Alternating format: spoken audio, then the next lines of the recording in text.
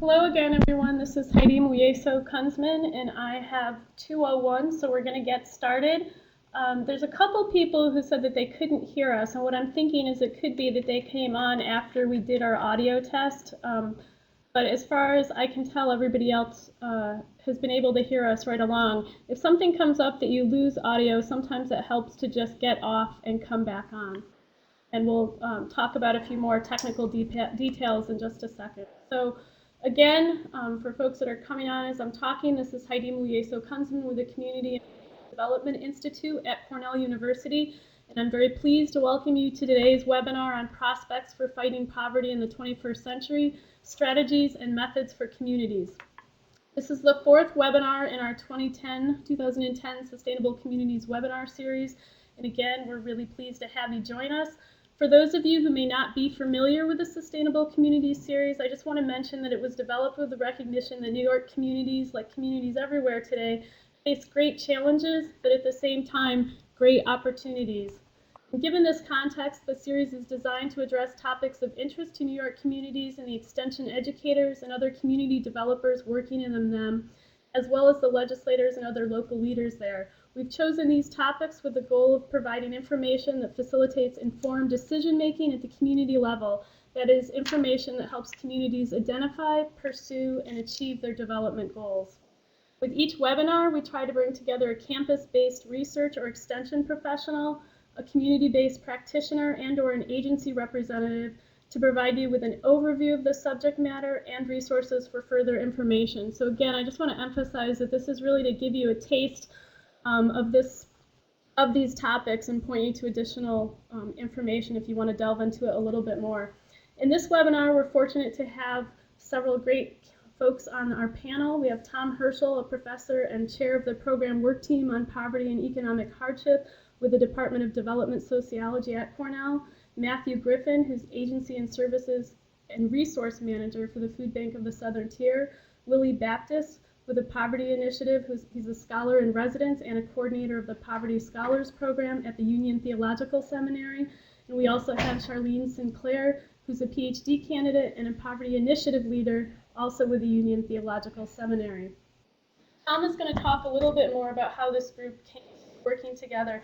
But in the meantime, I just want to remind you that their goals are to provide those of you joining us today with a better understanding of the linkages between poverty and policy.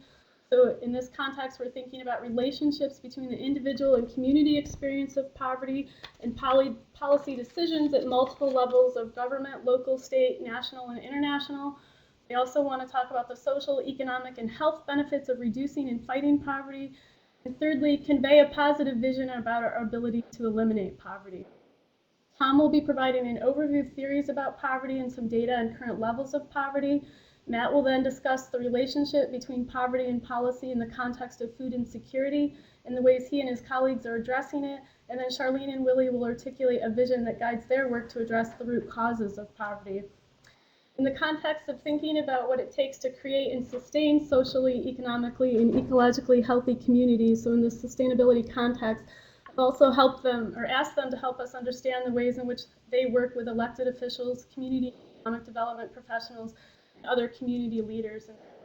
And just a couple more points, because webinars are relatively anonymous. It's hard for you to have a sense of who else is on, but I think all of us working in different areas really like to be connected, at least in my experience, with others there. I just want to give you at least a sense of who's on. We have almost 40 people that registered today. Whether or not we'll have everybody remains to be seen. Most of the folks today are from Cornell Cooperative Extension Associations, but we also have a couple of community and economic development agency representatives, staffs from community-based organizations addressing poverty and sustainability, state agency representatives, and faculty members from a couple of different universities. So that's just a sampling. Please feel free to share anybody that I might have missed or a different perspective if you'd like to let us know you're out there. So finally, before handing the mic over to Tom, I want to remind you that the webinar will last approximately an hour and a half, including ample time for question and answers. We're going to pause throughout the presentation to take a couple of questions after each speaker. And we've also built in time at the end of the session to take additional questions. However, if you have a burning question or a point of clarification as someone is talking, please send it through the chat box. Hopefully everybody sees that in the middle left of the screen. Down in the bottom bar, enter your question and post it. You can do so to everybody, or you can do so to just the presenters. Send it in, and if it's a point of clarification, I'll interrupt the speaker and take it at that point so we keep everybody with us. Otherwise, if it's something that's a little bit more general, we'll hold it to those question breaks. So the only final thing that I just want to mention is that every once in a while we have technical glitches with our webinars, and it just seems to be a part of the webinar process. Sometimes we lose people on the phone. We've also had times where you folks can't hear something, and usually that's individually. If it happens to you but everybody else seems to be doing fine, try to get out of the Connect forum and log back in. That usually does it. But in any case, don't panic. We'll work through it. So again, thank you, and with that, I'm going to turn the mic over to Tom. Thanks, Heidi. Thanks for helping us to present this. Greetings, everyone. Greetings from Ithaca. I'm very excited about our panel today. I've been in conversation with the panel members for several years now. We all feel that poverty is, if not the major challenge of the 21st century, it's among the top challenges that we'll be facing in the next period of time. And there are reasons for that, and I'll explain some of that. But two of the elements of the panel that I want to emphasize. First of all, that all the people on the panel are involved in some way with the practical problems of fighting poverty in their communities.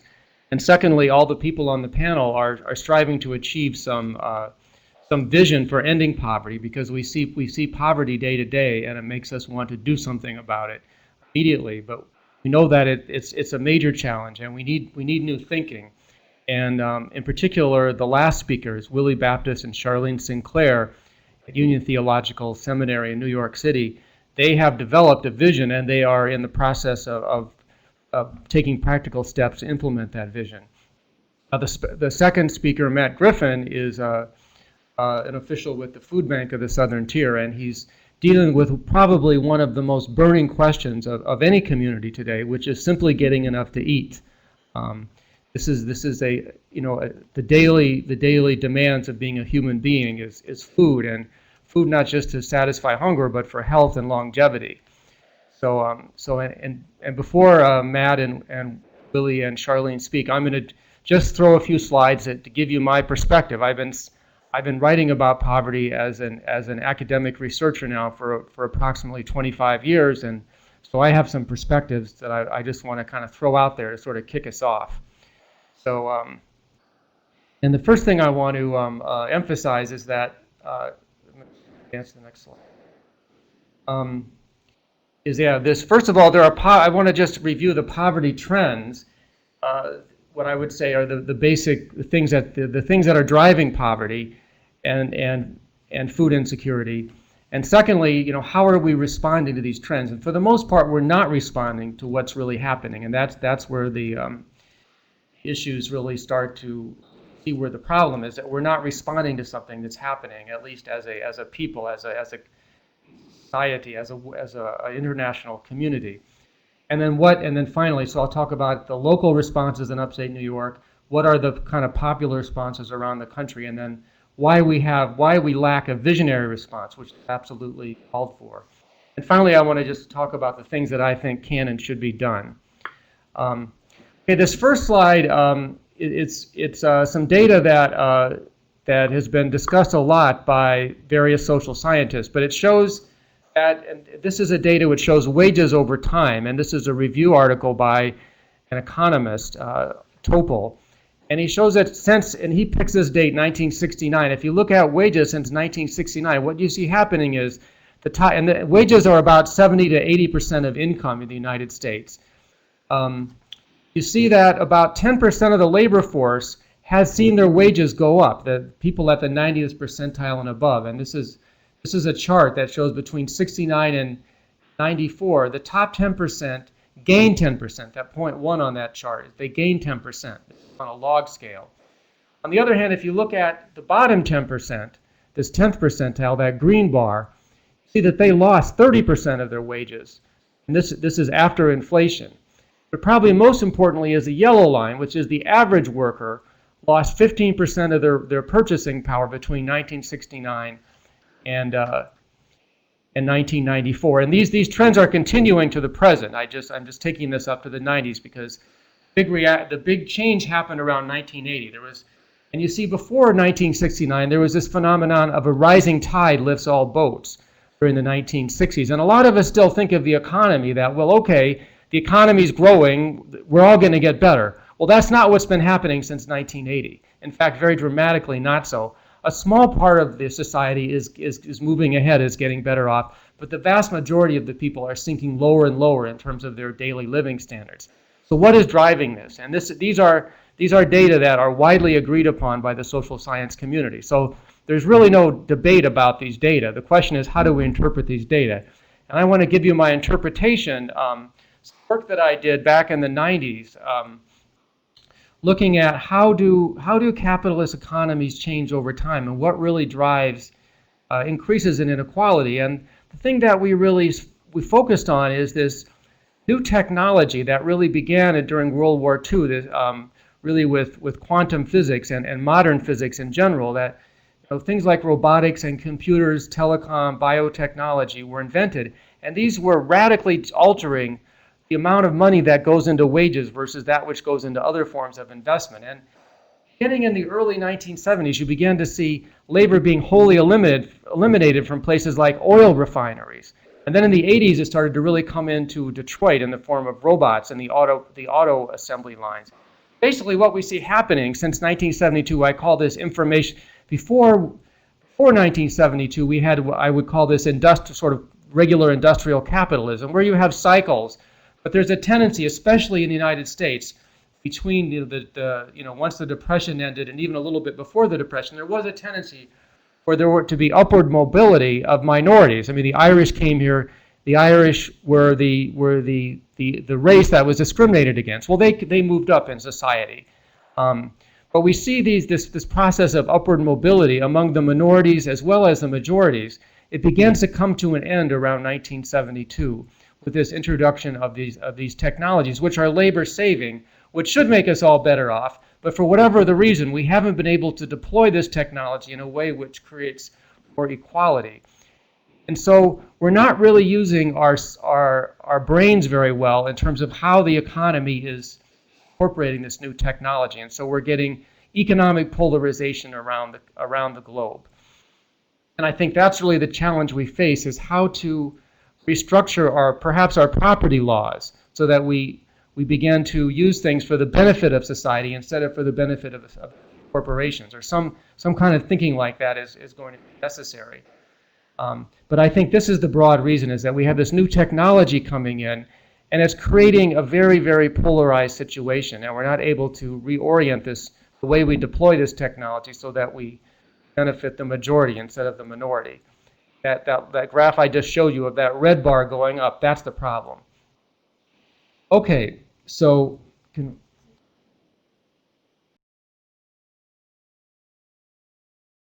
one of the consequences of this process that we don't really necessarily talk about, and the Census Bureau has released some reports on this. This is a paper that I wrote with my very good student Dan Sandoval, who graduated a few years ago.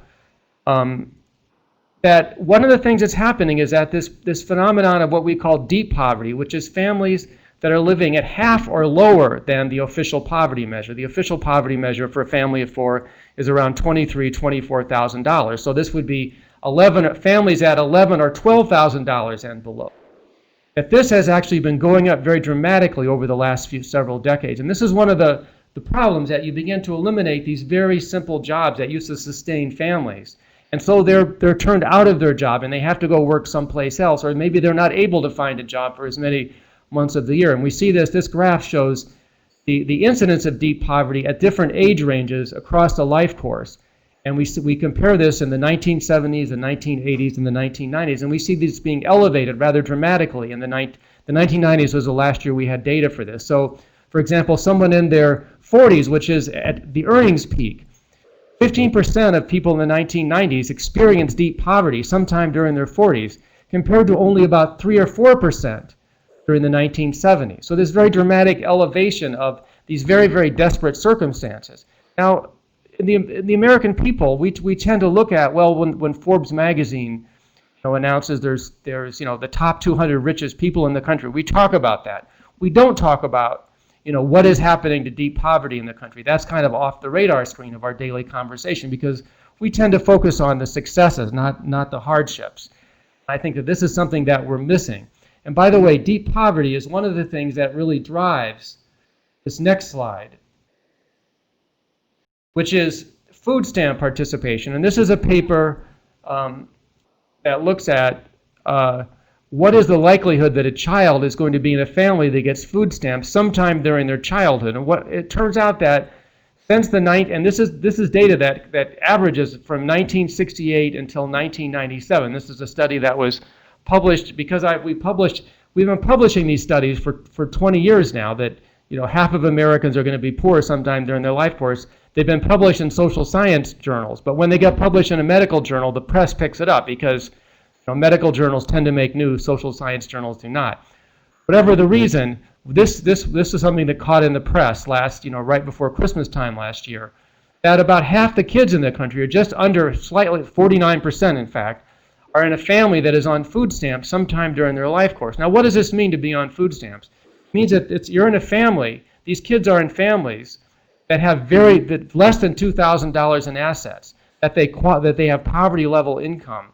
And oftentimes, families on food stamps are in deep poverty. They're in very low poverty. So they may have food stamps, but they still don't necessarily have enough money to feed their family. They still may be what Matthew Griffin is going to talk about food. These may be, oftentimes, families on food stamps are still food insecure.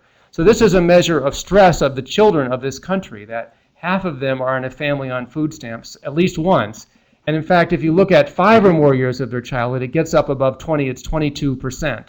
At some time during their childhood, they're on food stamps 5 or more years. So these are families that are very, very stressed out, that sometimes they're on food stamps for this much of their children's childhood. So again, this is a measure of things that we're not seeing as a people. We're paying attention more to who's making the money, who's selling all the records, or whatever it is. We're missing these very strong trends that are being driven in our society. So one of the first things when I began realizing this was my research team and we started conducting focus groups in communities in upstate New York. And what we noticed is that people who are poor, as well as service providers who are servicing them with various welfare programs, they tend to see poverty as an individual problem. That is to say, if someone is poor, it's because they made a mistake, or it's their fault. They're just inadequate. It's not that technology is a problem, or there's nothing fundamental wrong with our society. The problem is with the people who are poor. And we found this to be very true. We ran focus groups of people who are impoverished and focus groups who are social service providers. And they have very strong individualist explanations for poverty. So this is a problem that people are facing, that they're not, even though they're poor, they're not necessarily seeing the reason for their poverty. We're not understanding this. We also conducted focus groups, and these are some of maybe the opinion makers among elites. And here we found a great deal of diversity. In the Adirondacks, Hamilton County, the elites, and these are people that have positions of political and economic resources in their communities. They tended to see, well, people are poor because prices, at that time, gasoline was spiking. It wasn't a recession, but people that were feeling the pinch there about the unfavorable economic situation they were in. So, well, people are poor just because they face unfavorable prices. So they had a very straight economic view. In Schuyler County, the elites were very strongly individualistic. In Tompkins County, they believed, no, it's not a problem of individualism or economics. It's really the fact that the power elite have set up the game so that you have winners and losers, and that it's really a problem of social class power. So again, this tells you that people who have resources, they look around, they think about, they're maybe in a position to think about things a little bit better position. They're very diverse in their views about poverty, whereas people who are servicing the poor, the leaders of the programs that traditionally service the poor, as well as the poor themselves, they tend to be very individualistic. So there's a lot of diversity in the state, and that's important to realize when you're doing local policy, that people have all kinds of different ideas about what's causing this situation. And there's not a lot of agreement, in fact, about what the problem is. So to me, this opens the way for, well, we need to start doing research. Now, this next slide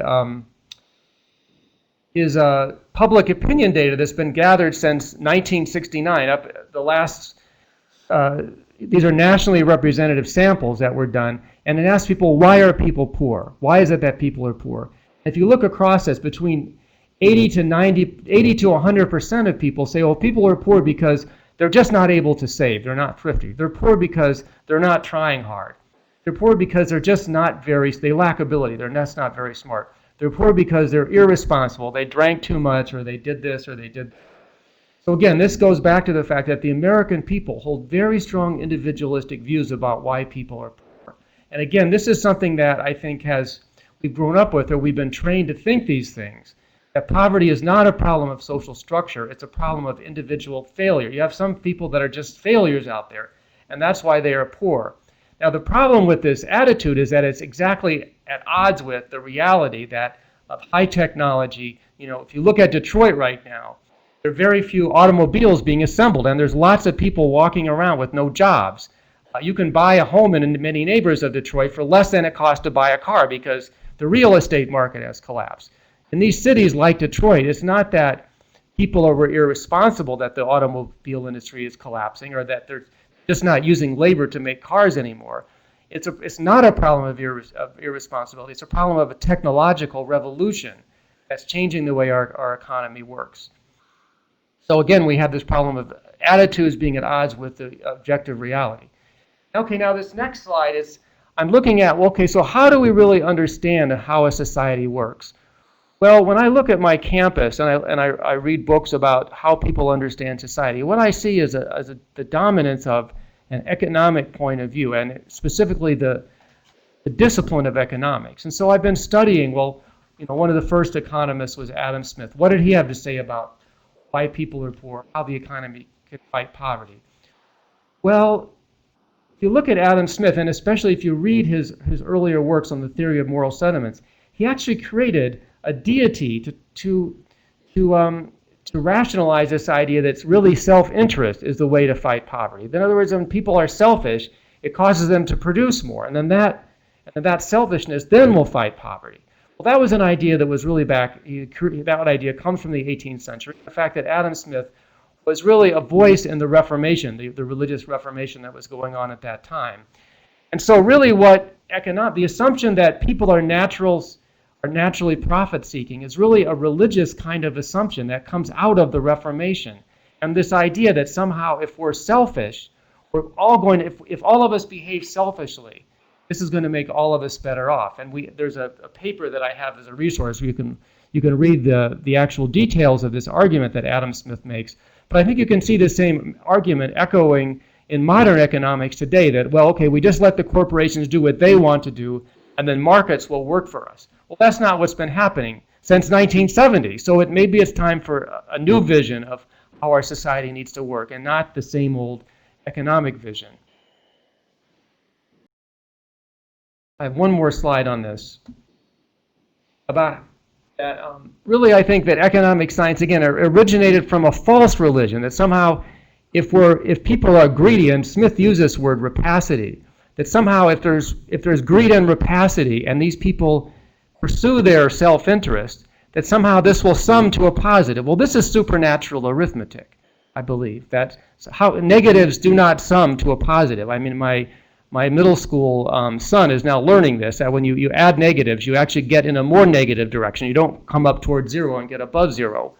So I think we have some supernatural arithmetic going on at the top levels of policy in our government, that, you know, the economists always have the seat at the power table. And that I think we should really understand that economics, the assumptions behind economics, although there is mathematics, it appears to be a mathematical discipline, but I think the assumptions really emerged out of a religious discourse. And I think a lot of ideas come out of religion. This is not a new idea. This is not a new situation. But I think we need to understand that the faith that we have in markets is not necessarily where we need to go. We need a new vision. We need new vision to replace the vision that we have right now, which is basically selfishness. And now what I believe, and I think this is true, given the technology that we have and the opportunities we have, the fact that labor is no longer a scarce resource in the world, we have lots of labor.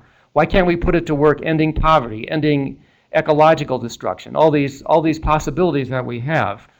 I think people cooperating can end poverty, but we need to have education about hunger and poverty delivered at the grassroots. And so the work that I'm doing, which people are I invite you to join us to establish a multi-tiered information system so people know people oftentimes don't even know what's happening in their own community. I mean, upstate New York is one of the cradles of the Industrial Revolution in the world, certainly in the United States. There's a lot of poverty up in upstate New York now. A lot of factories have left. We need to sort of monitor this thing and be aware of it and try to meet the challenges that we face, to begin to build knowledge about what works and what doesn't work. And so we have this Cornell Cooperative Extension Program on work team on poverty and economic hardship. And I'll stop there and see if there are any questions. If you have questions, please, chat box. We'll pause just to about your questions. I just want to let everybody know again that we will be posting both resources that folks mentioned, as well as the PowerPoint and the actual recorded presentation. So we'll have it all posted up on the CARDI website in a couple of days. Okay, we'll give it just a couple more minutes for questions, and then we'll move on to Matt. And if you do send something after we've moved on, don't worry about it. We'll get it in the next pause. Okay, with that then, I'm going to move into Matt. Go ahead, Matt. Okay, good afternoon, everyone. I'm pleased to be here to speak with you today about food security, how it's a portion of the poverty discussion. Talk to you about the importance of food security to the health of our communities and the work that the Food Bank of the Southern Tier is doing to support food security. To get us started, I thought I'd give you some background on the Food Bank's operations.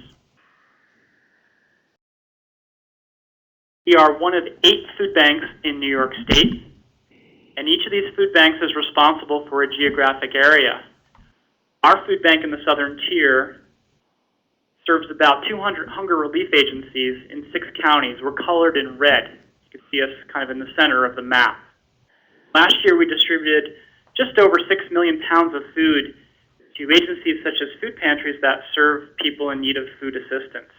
This would include the working poor, families with a recently unemployed parent, seniors on fixed income, and about 15% of the people in our service area, those 6 counties, live below the federal poverty level. So as Tom mentioned, a family of 4, they're making at or below $22,000. My job responsibilities at the food bank are focused at the agency level. I help the food pantries, the soup kitchens, and other programs best use their federal, state, and local resources such as food, grants, and equipment. My work aims to enhance their operations, provide healthy food to people experiencing hunger, and connecting clients to other useful services such as the Supplemental Nutrition Assistance Program, called SNAP, which was formerly known as food stamps. Enough with the background. Let's get into some of the definitions of food security. So we'll set the table. What exactly is food security? By definition, according to the United States Department of Agriculture, or the USDA, it's access by all people at all times to enough food for an active and healthy life. And that a household that has uncertain access or limited access to food on a basis is considered food insecure. And usually these households are skipping meals, cutting the size of meals. In the most severe cases, they are experiencing hunger and food insecurity. And hunger is defined as the uneasy or painful sensation caused by lack of food. This would be considered very low food security. Just to give you some background information, in 2008, 17 million households in our country were food insecure. That's about 15%. And of these 17 million, about 7 million experienced hunger. And research by the USDA shows that households with children are particularly at risk for food insecurity and hunger. You can tap into some more information about food security at the USDA website. We'll have that resource up for you. They do a study every 3 years, I believe, looking at food security in our country.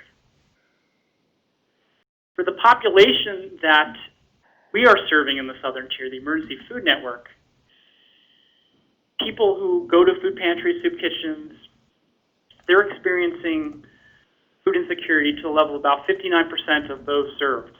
And this is reference from a recent hunger study that Feeding America, the National Hunger Relief Agency based in Chicago, conducted in 2010. Every 4 years, they do a census of people using programs. It documents everything from how many people are choosing between utilities and food, choosing between medicine and food. We have a local report in the Southern Tier that you can find right on the website, Feeding America. That resource will be up for you. And also, if you're from another neck of the woods, say downstate New York City, or from another state, you can find a local report if you go to feedingamerica.org. I want to talk a little bit about the reasons why a household may be food insecure. This is a little busy, this graphic here, but imagine a spider web of reasons, and they're all working together in some instances to create a challenging situation for households. Let's start at the 1 o'clock position, roughly, poor physical health or mobility. Some of the folks in our neighborhoods are in poor physical health. They have issues with moving from here to there. You might think of a frail or homebound senior or a middle-aged man who has diabetes and foot ailments. There's an issue there of access. Combine with that with transportation, which may be an issue. Some households have one or no car, and there may be a lack of public transportation to stores. In some instances, there may be some support from friends and neighbors to help people get to stores, but many people in poverty do not have the social support structure to help them in a pinch, needless to say, in the long term. Many folks are facing chronic situations where there's a lack of food. There's a lot of pride out there asking for help.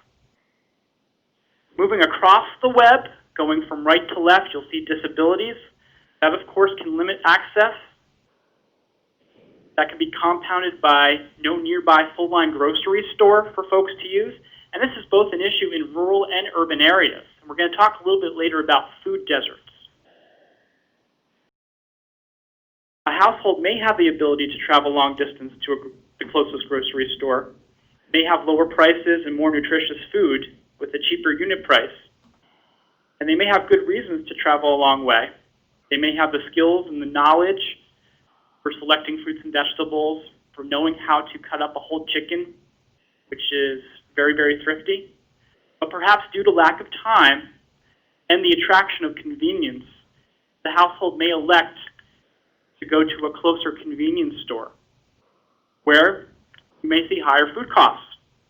Combine that with the double whammy of higher food costs plus lack of income, you can see where there may be some problems for some households.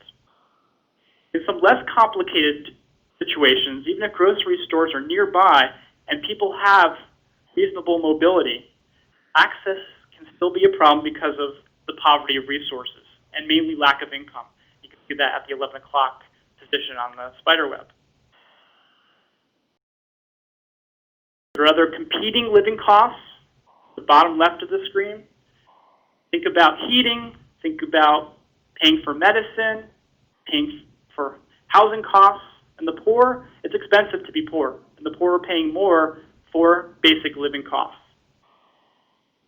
This is a lot to digest in this spider web here, and I bet you can add some more factors and also put in some solutions there. But note that there are both individual, household, and structural issues, the structural issues that Tom mentioned, at play here. Public policy and also civic involvement are crucial in many of these factors, such as how we educate our communities about food. And a lot of the work that Cornell Cooperative Extension does with nutrition education through the SNAP program is important here. But also ensuring grocery stores in different neighborhoods, whether they're rural neighborhoods where people have to travel long distances, for urban areas where it may be close by, but you have some seniors who lack mobility. Also developing public transportation at the policy level so that rural areas have access to food markets, and encouraging social support that our vulnerable seniors and other neighbors have the ability to receive the food they need. So let me move on to the main points for today that I want to hit upon. Why are we talking about food security when there are bigger issues perhaps out there? But we feel this is important because food security impacts all of our health, whether we're a young child, a middle-aged adult, or a senior citizen. And it is fundamental to public health in such a way that it ultimately impacts our social and our economic fabric. Think about kids. When they're fed, they come better prepared for school. Adults miss fewer days of work. They can work more efficiently, more effectively. And seniors, who should be enjoying their time of relaxation, they have more energy to socialize and stay active. We're going to get into how better health through food security has specific ramifications for our society. And the second point I want to make is that food, whether we're talking about food security or local foods or nutrition education, food as a whole is a springboard for a community to address poverty and promote self-reliance. Those who are involved in food, there's a passion, I think, that many of us have to help people in need, to bring different people to the table. Through that momentum, I think we can go into different areas of our society and make similar policy changes, whether it's housing, whether it's transportation, whether it's healthcare. Food is a good start because who can argue about providing enough food and making sure a household can rely on itself and get help from others? Food is fundamental to everything we do. What I'm going to do for the rest of my slides, I'm going to focus on 4 pieces of the food security puzzle and give you a little bit of a taste of how the food bank is addressing each of those pieces. Then we'll end with some questions, and there'll also be some questions at the end that you can feel free to ask us. So let's start with the primary unit of food security, and that's the household. This is the social unit that the USDA, the Department of Agriculture, studies to measure food security every so many years. And it's important because when you look at the household, this is the place where the actions, the emotions, the decisions and benefits of a bunch of people affect others. So how mom is feeling affects how Bobby or Susie is feeling. And when a household with children is food insecure, usually the adults will cut back or skip meals before the kids do. That's what most moms and dads do. But even if this happens and the kids get enough to eat, the kids still feel the effects of the parental stress and, let's face it, some irritability that we all have when we're hungry. I know I'm grumpy when I'm hungry. The primary way that the food bank system addresses this issue or tries to get into the mix of things is obviously through emergency food assistance by providing those pounds, that nutrition, to food pantries. The food pantries are typically providing a 3-day supply of food, 3 meals for 3 days, to each household member. So depending on what your household size is, you'll get a different amount of food. This helps act as a buffer to reduce hunger and the associated stress. In addition, food stamps, which is now known as SNAP, Supplemental Nutrition Assistance Program, this is the primary and leading federal nutrition program to reduce household food insecurity and improve nutrition. It's affecting, as of March 2010, 40 million Americans. Along with that income support is nutrition education that the land-grant universities do, Cornell University in our neck of the woods, through their Eat Smart New York program, and also outreach, because 1/3 of those who are eligible for food stamps do not participate. And we can get into what that causes, but that's for another time. But this outreach is crucial, and that's why the food bank is involved in promoting food stamps in our neck of the woods. And basically, to give you an idea of what we do, we have a person on staff that works through the Nutrition Outreach Education Program. And our staff person gives free and confidential pre-screenings for folks who might be eligible. And this can be done over the phone, in person, or through a home visit. She also assists with the application process and make sure that individuals or households receive the correct amount of benefits. And also clears up any myths about food stamps or SNAP, because things do change from year to year. Different resources levels change, different income levels change. Our person's focus is on one county in the southern tier, Chemung County, but there are similar staff operating in other New York State counties. And we feel that food stamps, SNAP, is just as important, if not more important, than emergency food assistance. So we do our best to promote this large federal program. Encourage our community members to learn more about it, because outreach is crucial to making sure households are food insecure. Another level of food insecurity we like to focus on in our area is rural food insecurity, because most of our service is in the country, and there are some unique features to rural areas that impact people's ability to get enough food. These challenges include greater unemployment or underemployment in rural areas, longer distances to travel, whether it's for shopping, for working, less public transportation ability, and also this notion of food deserts. And there's no official definition of food desert that I know of, maybe someone else knows, but imagine a village or a town that does not have access to affordable, nutritious food.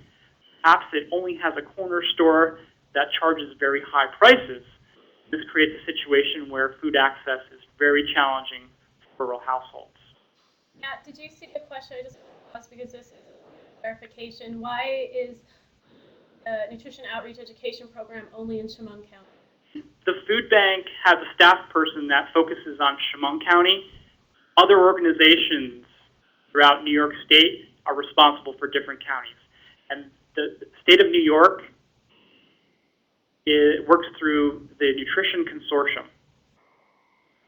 So there are 50-some counties in New York State. Each one has, to my knowledge, an NOEP educator.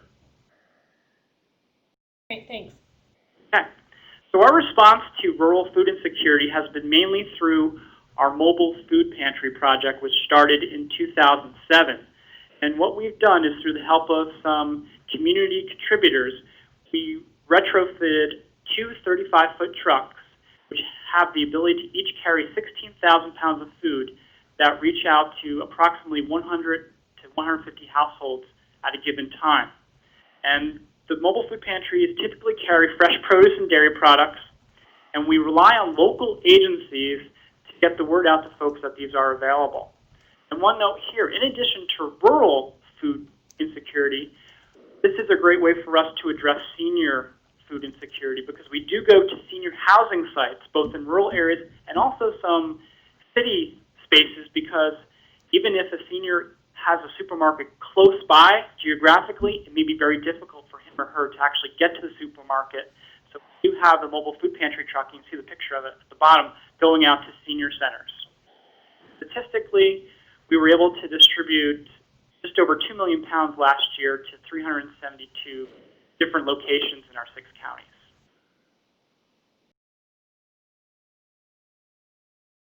The next area is a hot topic nowadays, and always has been and always will: childhood food insecurity.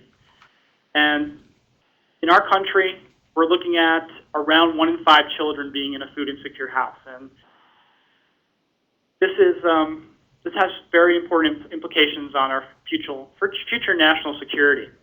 And I'm just going to start with how it impacts children, their caregivers, and our communities. Just very quickly, what does it mean for health, education, productivity, prosperity? And it all starts with mom. If mom is food insecure, she is more likely to have a baby with low birth weight. This has a lot of ramifications. Basically, the ability to thrive as a child, to fight infection, is crucial. It also means that the baby is probably going to be hospitalized for a longer period of time. That's both stressful to mom, the family, to our hospital systems. After that, in terms of toddlers and children, food security is crucial for the proper brain and nervous system development. If kids are not able to get enough food, it probably means that they're not going to be able to concentrate as much. They're going to be anxious. They're going to be wondering where their food's going to come from. They're probably going to have some mood swings. And compared to food-secure households, infants and toddlers who are experiencing food insecurity They're 30% more likely to have a history of hospitalization. They're more than double at risk to report fair or poor health. They're nearly twice as likely to have iron deficiency anemia, which has a whole range of complications we won't get into. But the overall result in terms of the effect on human capital and the way our society is run is missed school days, more missed work, poor academic performance. And in the long run, you're looking at impacts relating to educational attainment, or risk for high school dropouts, not going to college, and of course this impacts adult earnings, which then leads into prosperity. I just would also like to add that in terms of policy and in terms of the running of our communities, our government, there's less likelihood for kids to grow up and be participatory citizens because they're going to be in deep poverty in many instances. And the time factor, the knowledge factor won't be there to be a participant in society, unfortunately, in that way. You can feel free to take a peek at a report where you can glean some more information. Child Food Insecurity Report, the economic impact on our nation. Feeding America helped work with some physicians. I'm going to move into our response. Our premier program is the Backpack Program. And in partnerships with parents and schools in our service area, the Food Bank has been able to provide kid-friendly, nutritious bags of food with easy-to-prepare foods that help over the weekend. And basically, it fills the role of school breakfast and school lunch during the weekend. We have volunteers come in and pack bags. They each contain 8 items roughly, 2 protein items, 2 grains, 2 dairy products, 2 fruits or vegetables. And this helps carry kids through the weekend when mom and dad might be working, when there might not be enough food on the table. And last year we were able to reach about 1,200 children in 19 school districts. And we hope to expand the program through the southern tier, working with the most needy school districts, and then moving forward with that. We look at the school lunch participation data and function in that fashion. I want to end with the fact that the public, I think, is looking at supporting programs that address food insecurity, but also looking for longer-term reflection and action, because the public, as Tom alluded to, has different viewpoints. Some view as an individualistic issue, some see it as a structural issue, some see it as a blend. So I think it's important that we reflect and act and involve different players in this discussion. So let me touch on our belief here at the Food Bank of supporting and continuing our work, but also looking into encouraging reflection and action on poverty and food security, and maybe focusing on those spider web reasons I talked about earlier. Recently, we've led some workshops for food pantry workers, helping them learn more about people in poverty and their realities. Have the workers reflect on how their agency can better serve clients. We talked about suspending brash judgments about clients. For example, making a snap judgment about what people wear, what people drive, who's the deserving poor, who's the undeserving poor, how our programs can create welcoming atmospheres, pleasant waiting areas, helping clients use other services such as cooperative extension and SNAP, and also engaging clients in the work and decisions of the food pantry. In a nutshell, trying to encourage food pantry workers to think about their system of providing food from the perspective of the client. At the same time, the food bank has many volunteers that are helping grow food, pack food, distribute food for people in need. And some are seeing the fruits of their work and are thirsting for tackling the roots of poverty and food insecurity. I think both our food pantry workers and our other volunteers, combined with folks from other sectors of our society, both rich, poor, middle class, are important in this discussion, brainstorming how we can create sustainable communities. So I think I'll end there, and I appreciate everyone's attention.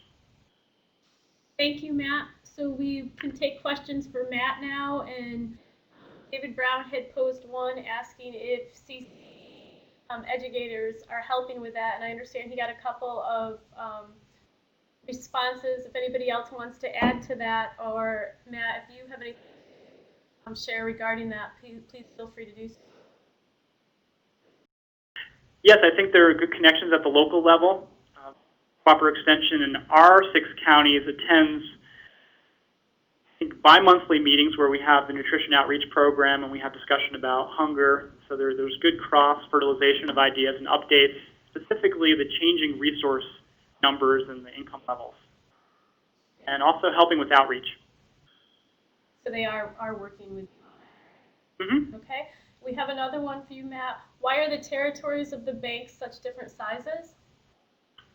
So this is I'm going not back to your sure map. that this all started before I came on board. Not that I would have much say in as to why they're different, but I think they were started in the 80s when this issue became really bad in terms of chronic emergency food. And I honestly don't have an answer as to how they grew.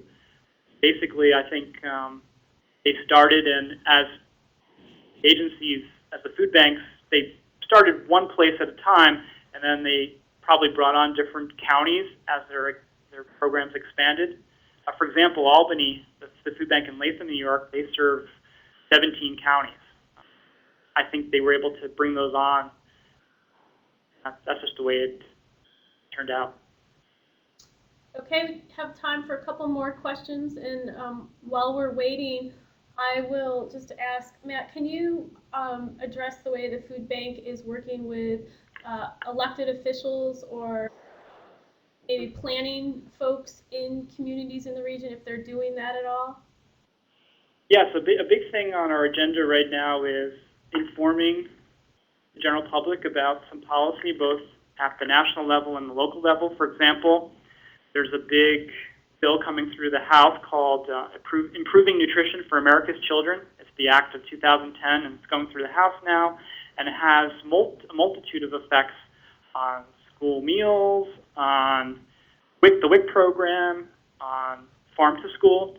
So we have staff and also some agency partners working in food pantries and other programs that communicate with our policymakers and also thank them for any positive work that they do on that. And we feature them in newsletters. We also make sure we invite them to public events such as the Hunger Awareness Month, which happens every September. It's those types of things that we make sure the legislation is there to help kids and also help families fill the nutrition gap. Okay, we have another one. What share of food bank funds comes from individual donations, and where does the rest come from? I don't have that at my fingertips, but it's a blend of government support, private donations, it would be federal support, state support, and that comes in the form of food, it comes in the form of administrative funds, and monetary donations. So I'd be happy to pass on a link for our annual report if that's helpful to folks. That would be great. With the other resources that we send at the end. So thank you very much for that. Okay, I don't see any other questions at this point. So what I'm going to propose is that we move on to Charlene and Willie. Thanks, Matt.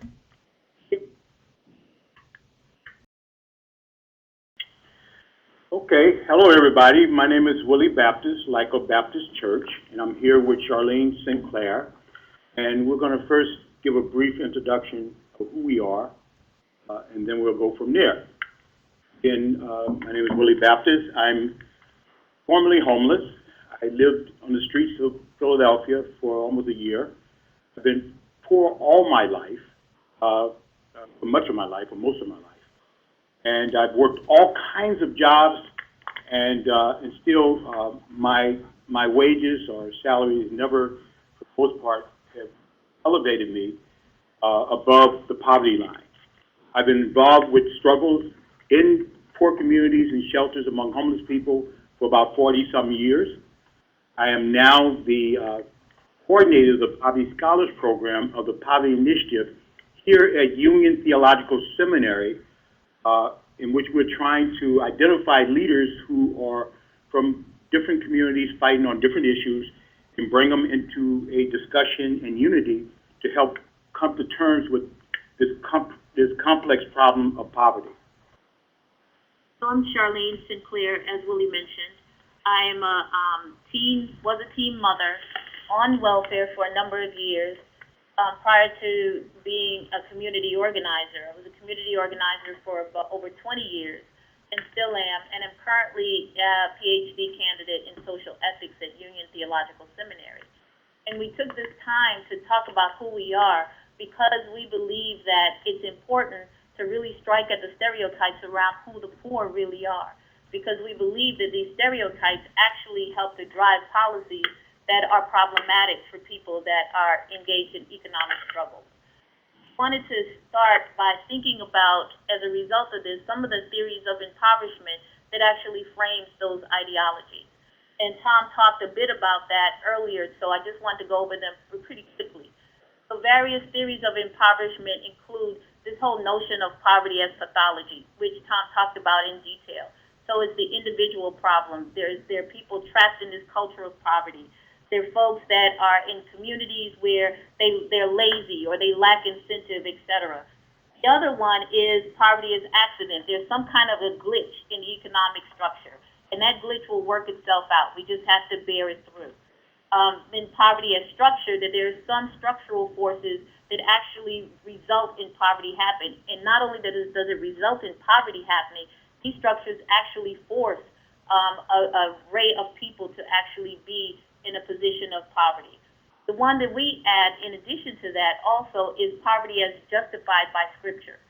And that is more than, I want to push a little further, that is not just faith in the market, but we come from the perspective that the whole ideological framework that supports the notion of poverty is also deeply rooted in the way religious scripture has been interpreted.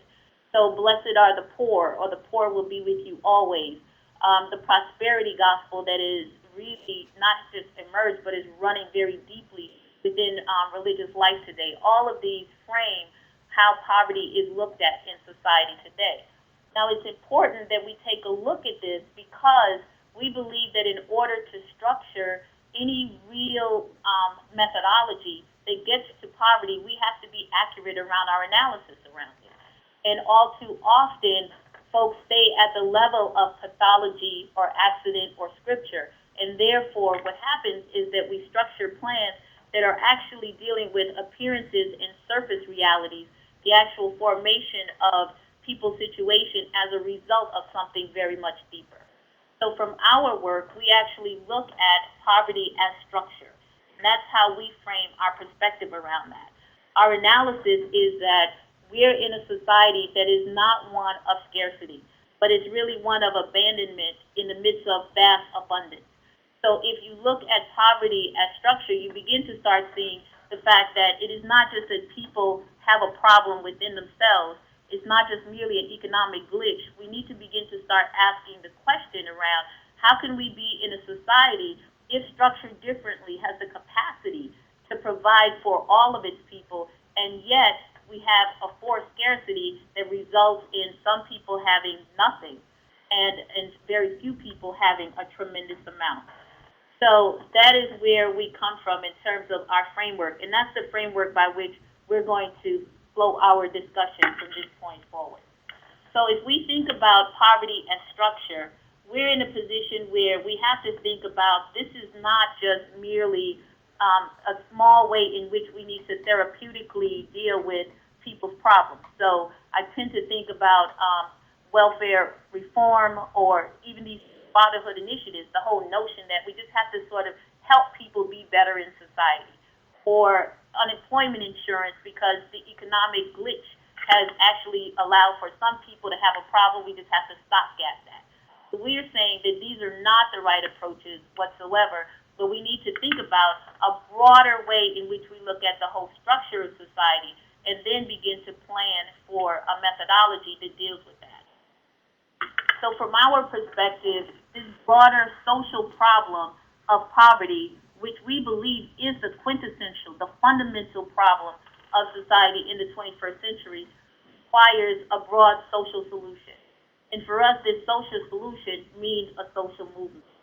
As a result of that, we have been looking at various social movements, and it focused very closely at Martin Luther King's last 2 or 3 years to look at what he was attempting to do beyond the civil rights movement and how he was attempting to formulate a movement that was focused on really hitting the heart of the fundamental problems of society. So how would we look at a revolutionary restructuring of society as an overall whole?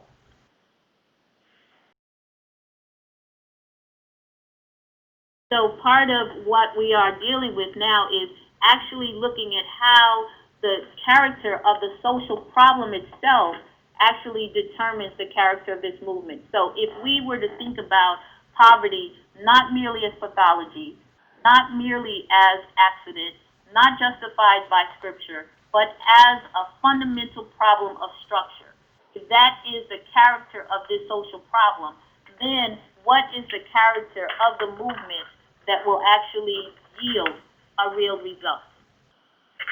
So what we have done now, I have a quote up here by King, which I will read because we are utilizing this quote as sort of the central analysis for guiding our examination of these last 3 years of King's life, and to figure out what's instructive in that to help us frame out a broader analysis around how to attempt to deal with poverty in society today. So the dispossessed of this nation, the poor, both white and Negro, live in a cruelly unjust society. They must organize a revolution against the injustice, not against the lives of the persons who are their fellow citizens, but against the structures through which the society is refusing to take means which have been called for and which are at hand to lift the load of poverty. There are millions of poor people in this country who have very little or even nothing to lose.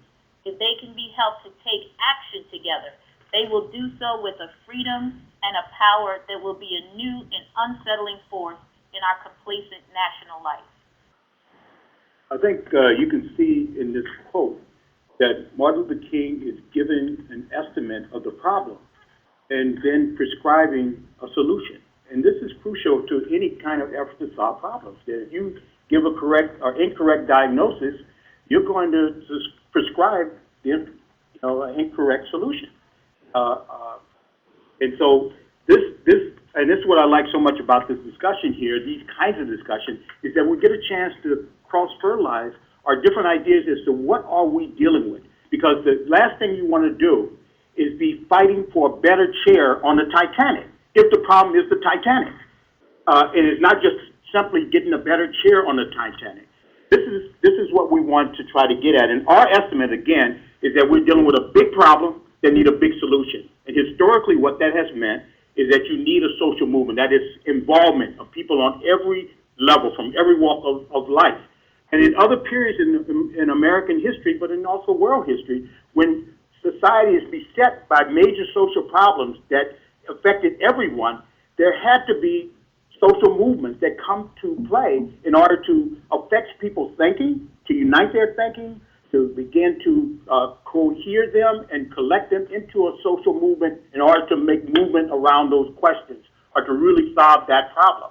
And what we are seeing is that in history is that the social force in society that is most affected by the problem have to be organized and placed at the forefront if the problem is going to be solved. If you can imagine the major periods in American history, the struggle against the British Crown involved all kinds of forces from Spain to even England and France. All kinds of forces was involved in the struggle against the British Crown. But it was the colonists in the United States that had to unite to do something about it, because it was in their interest to do something about it. The same thing with the struggle against slavery. You need the slaves and former slaves and even the industrial societies of the North that was in a position of oppression and controlled by the slaveocracy. They had to move. The same thing with women's suffrage, but all down the line. The industrial union movements of the 30s, the civil rights movement had to involve the African-American people. They had the most stake in the change. They had the least stake in the economic status quo. And again, what we're dealing with is a big problem that defines the status quo today. And how we see it again is this growing concentration of wealth on the one hand and the spread of poverty on the other, on not just here in the United States, but on a global level. So the leading social force in solving that problem have to be the poor themselves.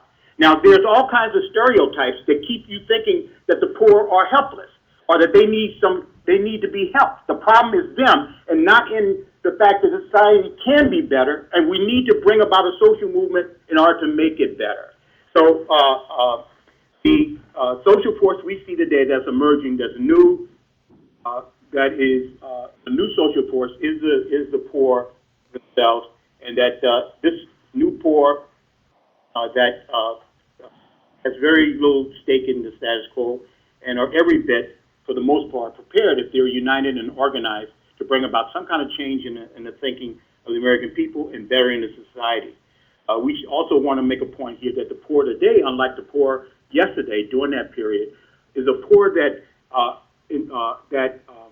is developed on the basis of this dismantling of the middle classes of middle income. We see that that this poor is made up of people from different religious backgrounds, different educational levels. Every level you can think of is part of this section of the population that we think need to be organized. So part of the organization of the poor, as we take a look at King's last 3 years, was the creation of the Poor People's Campaign. The notion that you would take poor people and organize them across all kinds of racial and ethnic lines to move towards real structural change, to look at how the economy itself needed to be more responsive to the broader needs of people and not responsive merely to the needs of the elite. So the Poor People's Campaign was created. However, before King was able to see this through to fruition, he was actually assassinated. And so when he was assassinated, part of what we have learned in our studies of King is that in order for a movement to continue, people have to have their minds bought into what is the trajectory around that movement. That is also why we have to be able to have clear analysis and clear educational processes around what we are really up against. So King was assassinated, and the trajectory then was pushed back to a sort of broader race paradigm and a broader civil rights trajectory, rather than the struggle being really centered on constructing a different social reality. So what we experienced was not just that King was assassinated, but actually this process that he had put in place became really dismantled, even though it splintered off and little fragments of folks organized around different things and continued to organize. This coalescing across race and class lines that was so necessary to deal with a different construction actually became dismantled. So I'm actually not able to move to the next slide, but I'll keep talking. It's okay, I can do it. There you go. Arlene, do you see it? I see a little curly Q. How? It's That's on our cute. computer. It's delayed. Yeah. Okay, Let me okay. keep talking then. I flipped it for everyone else. Okay, Okay. cool. So, in looking at King's Poor People's Campaign, we've determined that we have to actually reignite this Poor People's Campaign. So we're drawing clarity and legitimacy and inspiration from this history. Clarity around how to deal with the structural components of our economic system, the legitimacy and inspiration from the history of it, particularly by being able to bind people across these various ethnic and class lines. So a couple of the things in which we have really begun to focus on that King suggests is first that we're pushing for a shift so that we are not dealing with issues of appearances and behavior in terms of civil rights, but pushing for more of a human rights framework, where we look at the right of people to have a decent income, the right, and I'm saying income and not wage, purposely. So we need people to be able to survive. We're actually looking also at one of the suggestions of an analysis of King is that the alignment of various social forces. So we need to get out of this place of fragmentation, but look at how we can cohere around the issue of eliminating poverty. And then finally, not dealing with just reformist ways of doing things that are dealing with more of sort of broad-based pathological or accidental ways in which poverty happens, but really getting to transformational change from the very deepest level. So those are the shifts that we're looking for from King. in an attempt to actually change the paradigm itself.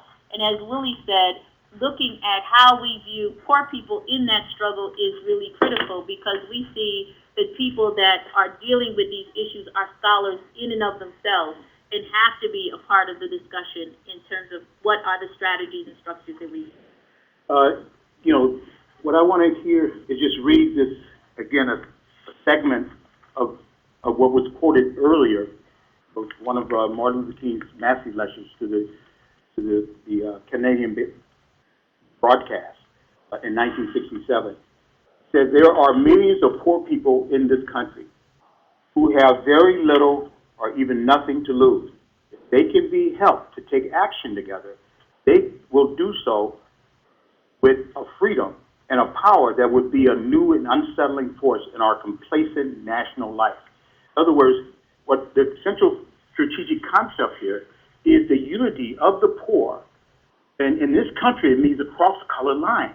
Historically, that's been one of the most difficult things to do, is to have people who are affected by a problem unite across color lines. Our society is very structured in terms of our communities and so on and so forth, where poor people, from poor whites to poor blacks to poor Latinos, they don't talk to each other. They don't move with each other. In fact, they are set against each other.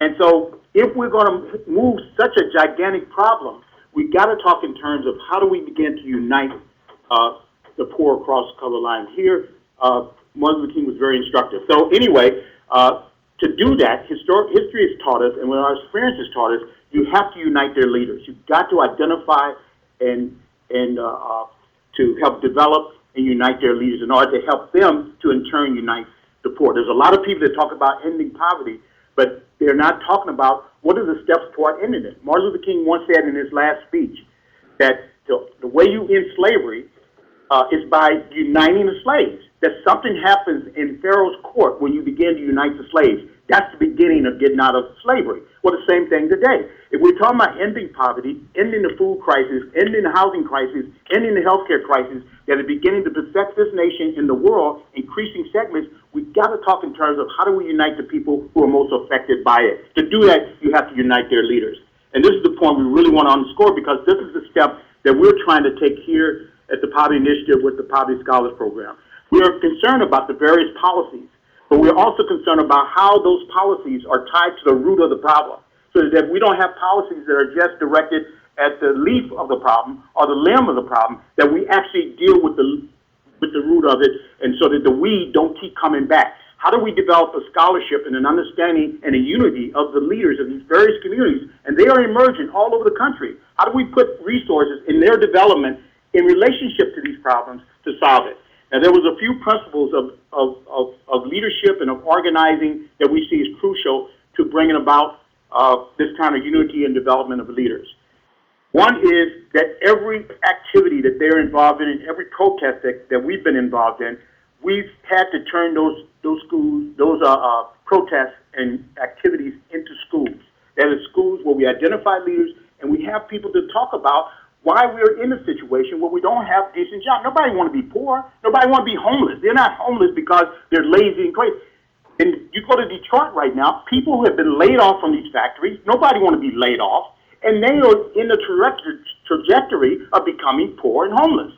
These are structural problems that need to be discussed and understood in order to unite the leaders. So every activity that we're involved in, we try to use that to underscore not only the struggle around the issues, but what's giving rise to those issues. Secondly, we have this principle that we call mountain and Mohammed. That in history, Mohammed had to go to the mountain, and mountain never came to Mohammed. The mountain being the people. And that's crucial, because in terms of determining where you start, you've got to engage yourself with the people, because there's so many problems that beset people that are in poverty or beset this nation. But of those problems, certain problems of issues and other problems are just seen as problems. And those issues are crucial because those are the things that most agitate people. We were doing an organizing in Chicago, and we brought together homeless people along with well-meaning people from the Coalition for the Homeless to talk about what would be the starting point for organizing, for us beginning to lobby and fight for certain policies in that area. And as we went around, we found we had different answers. But the predominant answer that came out was from the homeless people who were in the shelters that they were agitated over the fact that every morning, some 5 o'clock to 6 o'clock in the morning, they had to get up and get in long lines to get 5 sheets of toilet paper. They had to suffer the indignities of having to do that. And so that was the issue that was agitating them. Of course, they knew that they were homeless and they had no homes, and they knew they didn't have that because they didn't have adequate wages and have decent jobs. But what they were prepared to be moved around and agitated around was the fact that they had to get 5 sheets of paper. They had to get in line to get 5 sheets of toilet paper. The last thing is the last principle is this principle of project survival, and this is where we really appreciate the work that Matt is doing in terms of the food pantries and the work where you're actually engaging people on their immediate issues and so on. We've been involved with all these issues with the Poverty Initiative, whether it's housing, we are part of housing programs, food programs, and so on, because we realize in terms of developing leaders and organizing a larger movement, you've got to start where people are at and engage them where they're at on this level. However, we can't stop there. We have to see that these issues are rooted, and we have to build a movement that is targeting the root of the problem. And history tells us that the way you solve problems of people having different views or even contradictory views is by generating a social movement. And at the first stage in developing a social movement is identifying leaders and people who are prepared to stick and stay the course toward trying to figure out a comprehensive solution to a comprehensive policy, such as what our estimate of poverty today is. So that's basically points that we wanted to make in our presentation. Thank you, Arlene. Last slide. Then on to questions and comments. Does anybody have any questions, comments?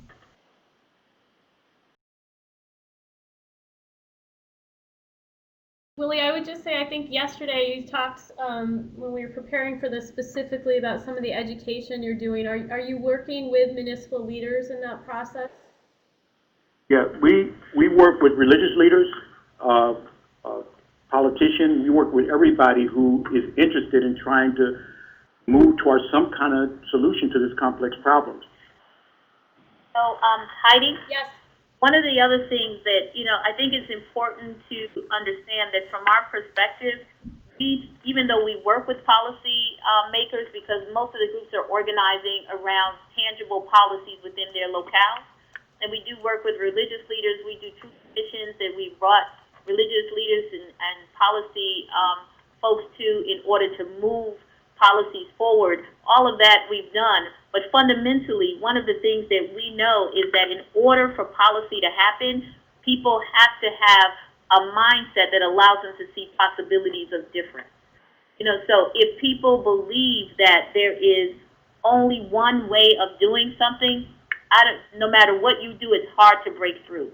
So part of the training of and educating of ourselves and leaders and the people around us is to really understand structurally what is going on, because that opens up the space for other possibilities of for us to move forward. If we don't understand that and think that we're trapped in this one way of being, then it becomes more difficult. So not only do we work with policy folks, but we work even behind that around the education and development of the different, we say that we're doing we have battles of ideas as well as battles of policy movement. Okay. We have another question. Do you think movements to combat poverty are most effective as national or local level organizations? I mean, movements have to be grounded at the local level, but they have to be matched in their scope and scale with the scope and scale of the problem. This problem is a big problem, and so while you have to be grounded in the local areas and in the local struggles around particular issues, unless you are directing your efforts against the cause, then the problem keeps coming. I mean, like, for example, when I was part of the homeless union, I was an organizer for the homeless union in the late 80s. We had something like 25 chapters, and we had been responsible for a lot of families, say, in Philadelphia, for getting houses. We did civil disobedience to negotiation with the local city officials and so forth. But it turned out that over the 10 years or so, we had gotten something like 700 or more families houses through that method. And we, upon further analysis and discussion with the local task force for the homeless, we found out that every 30 minutes on average, a person became homeless. So for every family that we put into a house, got into a HUD house, for example, that many multiplied became homeless. It was clear that we were dealing just with the effect of the problem and, very, diligently and very honestly, but then the problem was still with us. It was getting worse. And so it became very plain then that we need to engage in a kind of activity with policymakers, with religious leaders, and most importantly with the people who are affected, have them engage in the kind of discussion that says, okay, how do we deal with not just the fact that this person is homeless, but why are these people homeless? Why in the richest country in the world do you have the kind of hunger that exists? This country every year throws away 42 billion pounds of food when it only takes 4 billion pounds to feed every man, woman, and child. And we went to these places, these food centers, and they're throwing away food. And yet we're finding mothers can't even reproduce milk because they don't have the adequate nutrients in order to produce milk, and their kids are suffering incrucible hunger pains in this country, in the richest country in the world. How do we get to those problems? And this is the thing that we along with our action, we talk as we walk. We educate as we organize. We deal with these immediate issues because you can't organize people if they're hungry unless you're dealing with their hunger. But at the same time, we try to say, how can we make this country better? This country can be better. It was at other points in history, in slavery, in other periods of oppression, human beings stood up and said, look, this is what we're dealing with. While we deal with the immediate, we should deal with it in such a way that we deal with the long-term based root problems of it. This is what we're committed to. Follow up to that. David Brown said, doesn't the struggle eventually have to form into a national movement like the Men's in Vietnam movement? And it sounds like that's what you were saying, Exactly. Starting local and getting broader. We also had another comment that successful empowering efforts can be emulated throughout the nation. So again, starting local and sharing that model across the country, publicize a successful effort that has, for example, had persons elected into public office that have social equity as a platform.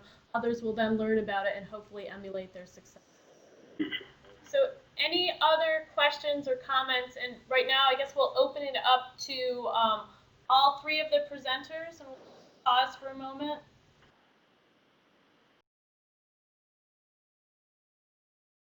And while we're waiting, Willie and Charlene, thank you too.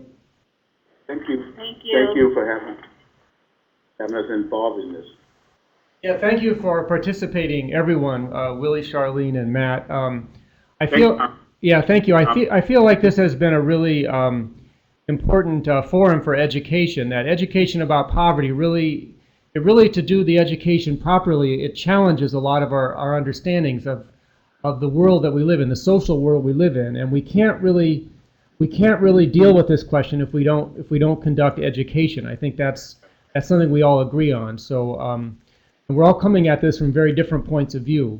Yeah, that's healthy when you're at this stage when we're talking about educating ourselves. I mean, every social movement or problem on the scale that we're talking about poverty today, every one of these social movements in history has been resolved first in people's thinking, in their mind, before it was resolved in fact. That all the misconceptions and stereotypes that block a real appreciation of the problem, are accurate diagnosis that precludes an accurate solution and accurate prescription, those problems have to be dispelled in people's thinking.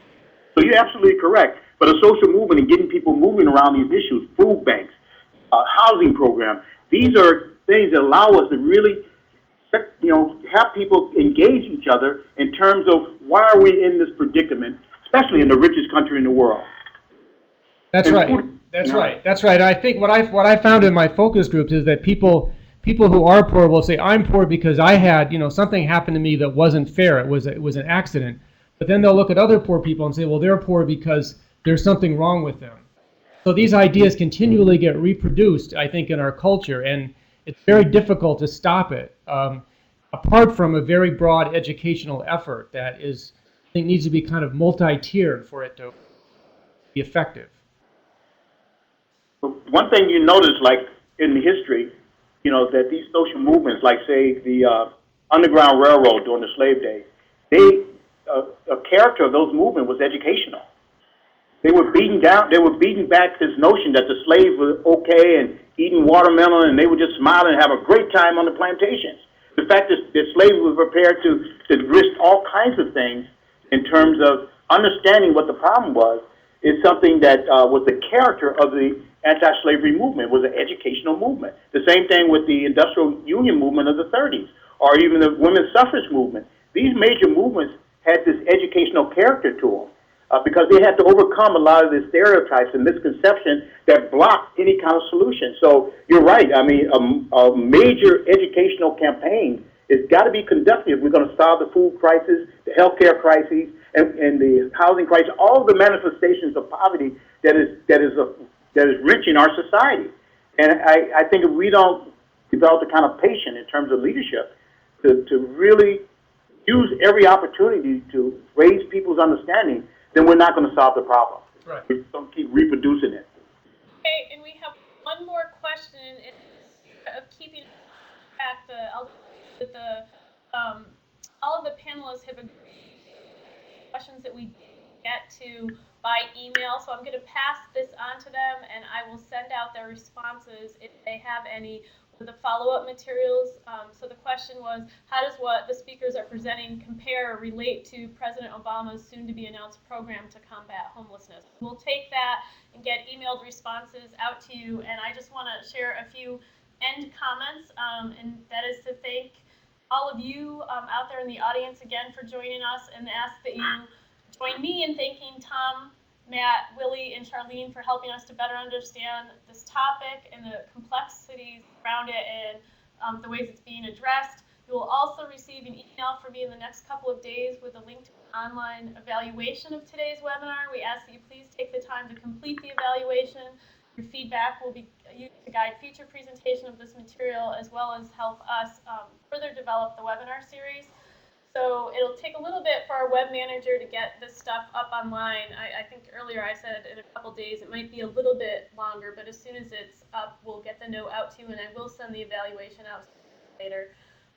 It'll include a link to the PowerPoint again, a list of the resources that the speakers, the panelists have shared with us, and then assuming all has gone well and every indication that it has, we'll have the recording of this webinar also archived. So I also want to let you know about a couple of other webinars that we're lining up for next fall. One is on innovative leadership programs, and that'll be the 4th Tuesday in September. And then the 4th Tuesday in October, we'll have workforce development programs in New York State. So we'll be marketing these a little bit more as we get closer to the date and posting them through Hardy's website and also through the usual outreach mechanisms that we use. So with that, again, we have another question, and Dan, I'll let you know that we'll get that also offline, but I just want to thank everybody for joining us again, and with that, we'll be ending the webinar now. Thank you.